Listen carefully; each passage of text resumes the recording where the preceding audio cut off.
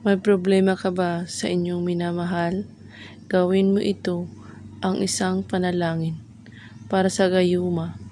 Pwede po ito sa babae at pwede rin sa lalaki at sa magka-LDR. Dapat po kung sisimulan mo ito ay araw ng Friday, dapat papalubog ang araw ninyo ito gawin. At pagkatapos, uulitin ninyo po ito bago kayo matulog. At bago po ninyo sambitin ang panalangin, ay magdasal muna ng isang Padre Noster, isang El Ave Maria, isang Gloria Patri, isang La Salve.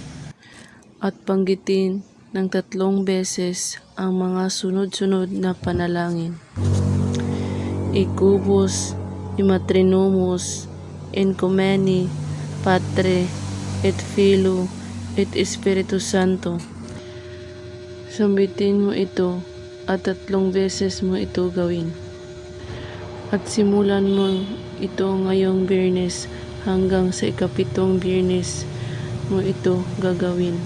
At banggitin ang pangalan at apelyido niya at himaymayin ng inyong utak at isipan at ang inyong puso't kalooban na wala kang tanging mamahalin at pagkakalooban ng inyong pagmamahal at kapurihan kung hindi ako lamang.